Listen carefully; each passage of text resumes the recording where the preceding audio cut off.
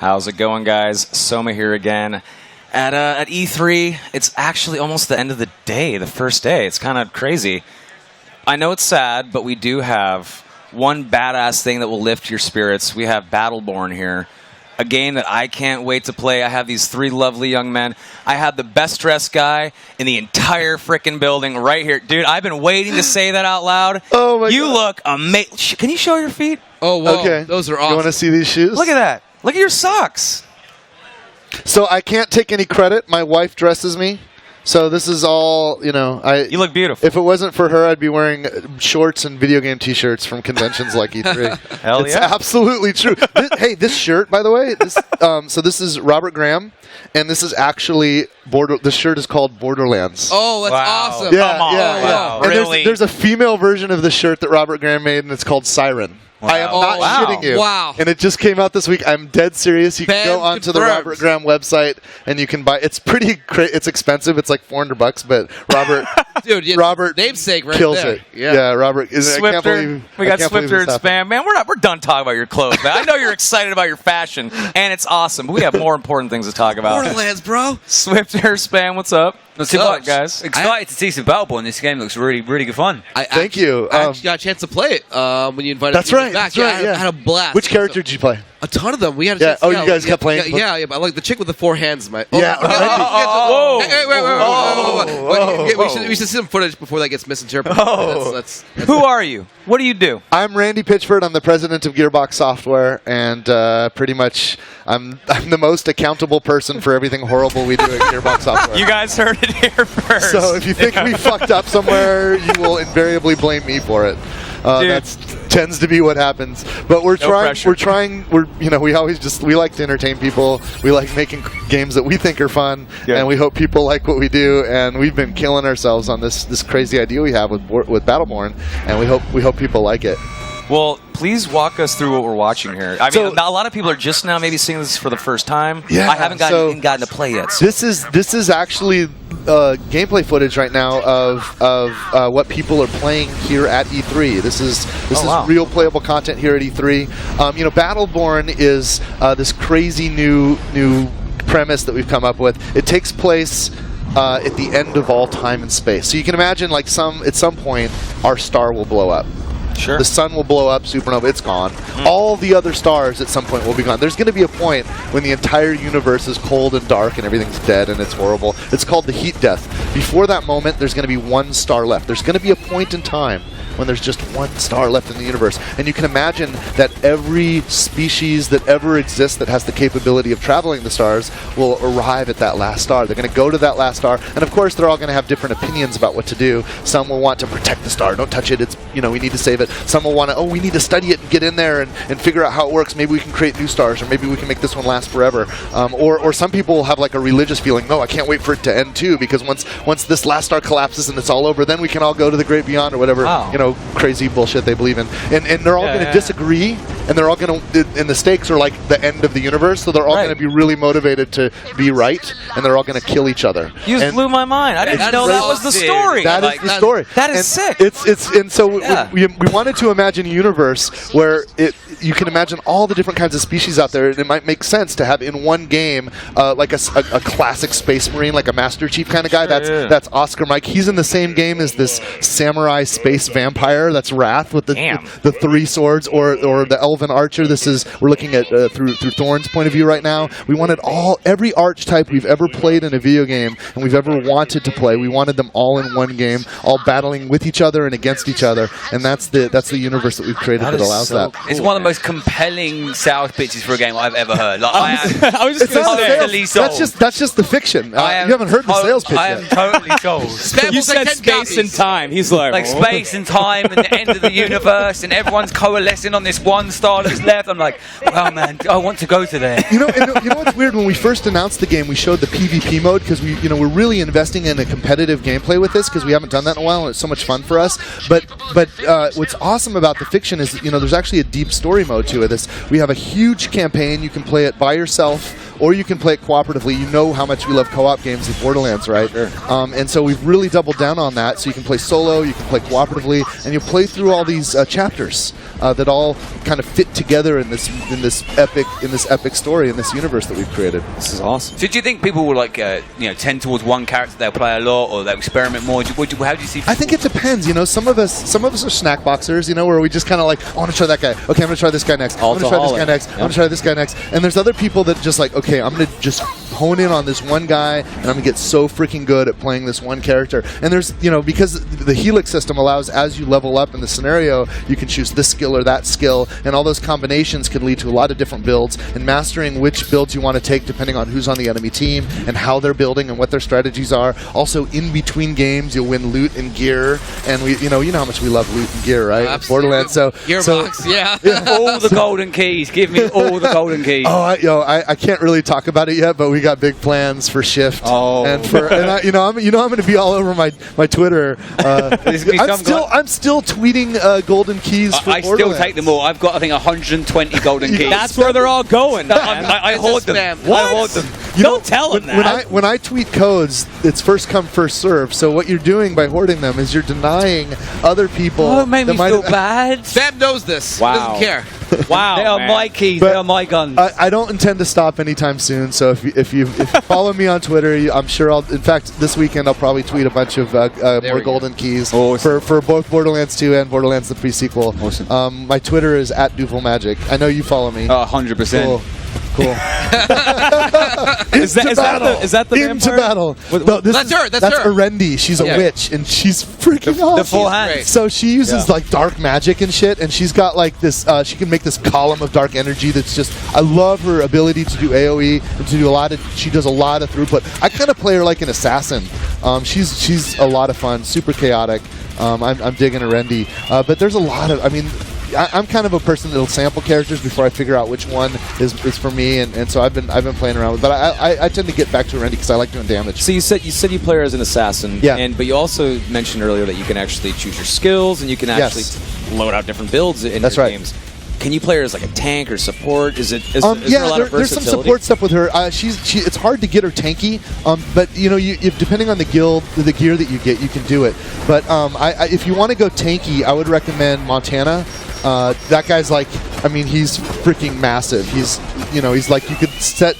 I'm 6'2". You can put 2 more of me on top of me, and it's probably about how tall Montana is. 18 and he's got a minigun. He's just buff. The other cool thing is he wants to soak up the damage. He actually gets benefits when he soaks up damage, and he can keep it from other people. So he's a good tank character. There's a number of good tanks. I think Caldarius has a lot of survivability. He's pretty nimble. He's kind of like a Gundam. So he has that, like what do you expect a Gundam to do? To have that side jet?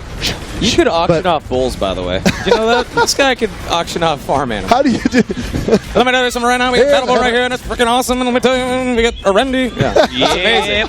That's a skill. That's badass. Keep going. I'm listening. I do live in Dallas. It's just a short. I'm listening, man. I knew you found my new calling. I'm going to go to Fort Worth. We're going to go to the rodeo, and we're going to sell that pig, baby.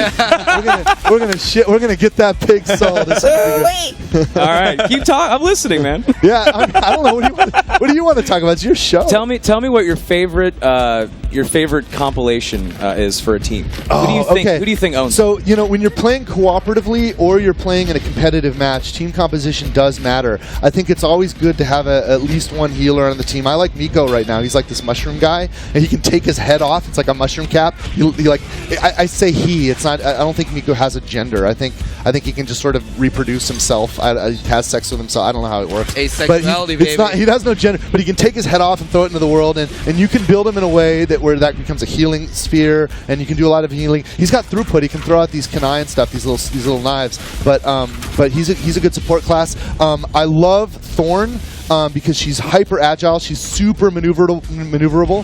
But if you want to also have more throughput than Thorn has, because she's kind of a precision character with her bow, I think Phoebe is another good cast. That's actually Phoebe on screen right now with the swords that just swirl around, and she has a teleport, so she uses that for maneuverability. She can actually blink short distances. She's using a rapier too. Yeah, she can conjure these magical swords. She's really rad. You want at least one tank. Montana's strong.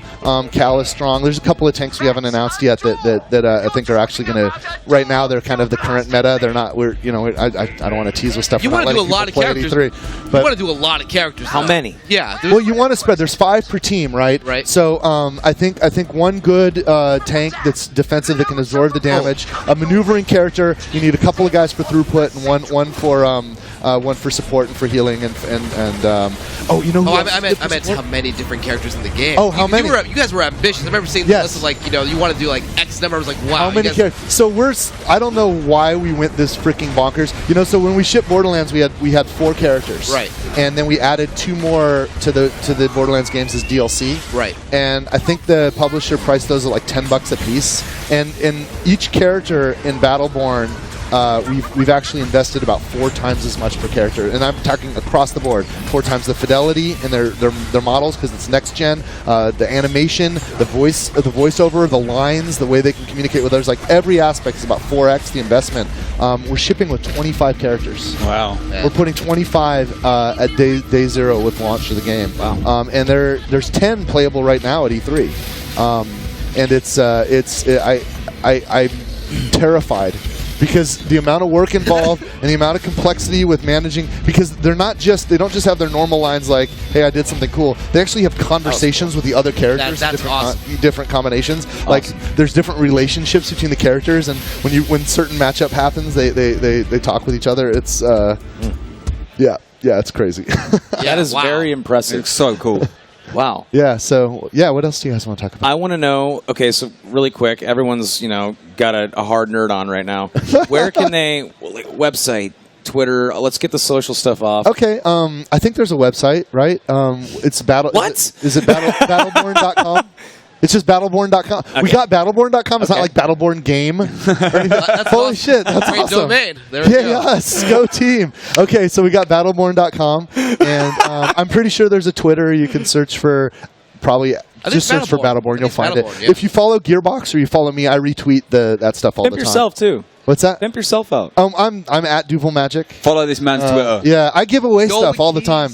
Yeah, my wife gives away games. You should follow her actually if you want to just get value out of follow Chris. Although she's the Nazi about if you are not cool, if you hassle other people, or if you're a jerk, she will just block the living shit out of you. Oh yeah, screw those Bam. people. Like, I hate no those people. tolerance. Yeah. Like if you're a troll, boom, you're gone. Nasty buggers. Her Twitter is @Christage.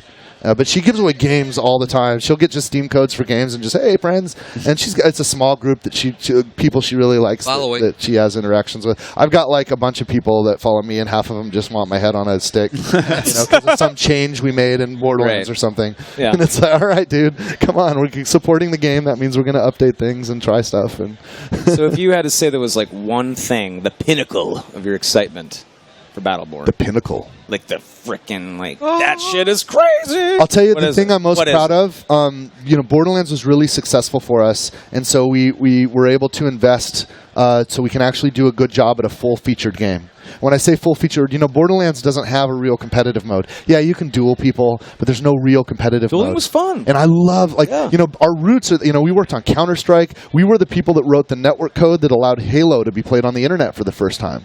So we love, that's like in our roots. When we did all the Half-Life stuff, we did Half-Life Capture the Flag and all that. And that's part of our roots. And to be able to invest in doing a full-featured game that not only has a solo campaign story mode, a cooperative story mode that's the same story mode. It's not like you have a separate mode for co-op as you do for single player, but also to have a full-featured competitive game. And we're playing competitive matches every day at Gearbox. Soon we're going to, at some point, we'll announce, or hopefully announce, a beta. I do, because we need, can you imagine the balance nightmare this freaking game is? That's going to be insane. I can't imagine. It's and so we're suffering through that. We're having a lot of fun, but it's tough. You make a little decision here, and it has such a dramatic effect on the overall meta. And but to go through that with ourselves internally, with our focus testers, and then eventually with the beta test, and then eventually go live, it's going to be really, really cool to see if we can actually get a true competitive platform with this, and it's been a while since we worked on one. So that's something I'm really proud of, is that it's a full featured game. We're not just being safe with the thing that everybody trusts us for, which is the story mode and the campaign and the cooperative stuff that we do in Borderlands. We're kind of getting out of our comfort zone a little bit and trying something we really love. And the humor's going to stay. It's one of my favorite things about the Borderlands games is the humor and the references. So Aaron Lindy is writing this game, and that dude is... I mean, he's fucking hilarious. It's spot on. He is, and of course, everybody's throwing jokes in from the creative team. We're having a lot of fun with it. I can't wait. And it's there's some stupid. I don't want to spoil anything. This is the most adorable thing I've ever seen. Oh my god, you guys are gonna like. There's some good stuff. Oh god, I can't wait. Why don't you spoil something, man? Tell us a secret. Tell us a secret. No, I don't want to. You're in charge. I don't want. Yeah, you're the whole boss. You get to pick whatever you want. boss. But what happens is they're gonna revolt. I say stuff out of order, and then I'm that's what we're hoping I'm messing for. up things for the PR team, and those guys work so hard, and the marketing people. And look, did you see the booth? Oh, the booth is it's the crazy. last thing I want to do is make the people at the publisher nervous about me right now, because those guys are really getting behind the game. We have the stairs and the freaking banner outside. The Borderlands booth wasn't anywhere near as awesome as the freaking statue with Montana the size of the roof. Holy so crap! Cool. So I apologize. I just don't want to. These guys are so behind us right now. I just want them to feel so great about everything. And I love working with 2K, because they're not afraid to take some creative risks, because they know that's actually the biggest risk, is to not try these things. You actually want to put new things out there and push yourself creatively, and they really get it, and they encourage us and support us all the way. That's fantastic, dude. Thank you so much for joining us. Oh, so happy to be here. Thanks for bringing your shirt. I an awesome shirt. I want to take it off of you. Yeah, right on. Well, my shirt and I are gonna we'll do some other things tonight. Good. Maybe we'll see each other later. I hope you do. Thanks for hanging out as well. Cool. Yeah. Yeah. So, guys, we have a wrap-up show coming up here in just a second. I can't believe day one is already over. Day 0's gone. Day 1's gone. If I'm doing my math right, we have day 2 tomorrow. So that should be really cool. Yeah, more video games. What do you know? So, make sure you guys hit the follow button. Keep it locked here, though, because we do have the wrap-up show brought to you by Taco Bell. So keep it locked right here. Battleborn is the shit. See you guys in just a second.